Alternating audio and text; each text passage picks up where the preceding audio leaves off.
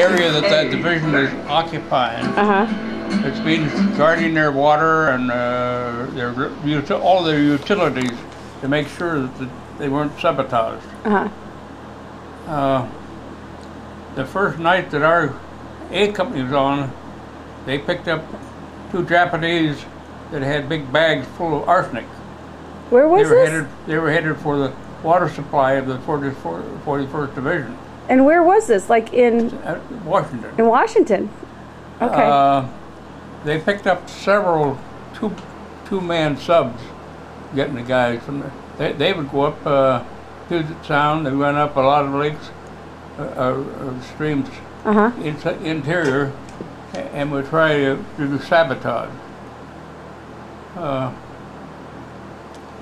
We had. It's funny. You had guards posted on all these utilities to make sure. And this one guy, the name of Jared, and he was a wino, but he was a soldier, and he was his turn to stand guard on the water supply, and things were going along, and somebody came up to challenge him, and he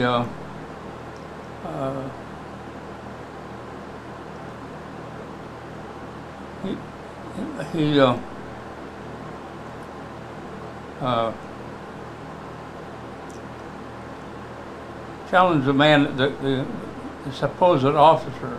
He had a general star on his shoulders, but he didn't know the password.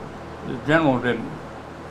And Jared stood him up and wouldn't let him sit down until finally somebody else came that could straighten it out. Yeah. So when Captain Terry heard about it, he thought, "Oh boy, here comes a buster," you know. Yeah. And a letter came in from this general commending the man for doing what he did. Well, especially if they're trying to have arsenic in the water supply, and you know, I mean, you really. It's weird because there's so much emphasis on Pearl Harbor, and then what went on after that. You forget that on at the same time. Yeah. And they didn't publish it because it put panic, I think, on people here on the West Coast. Yeah. Yeah. Yeah.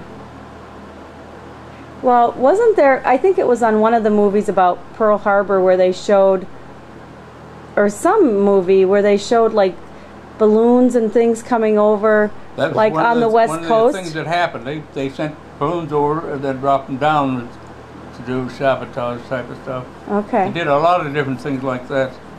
So. And you know, the Japanese subs shelled the West Coast a number of times.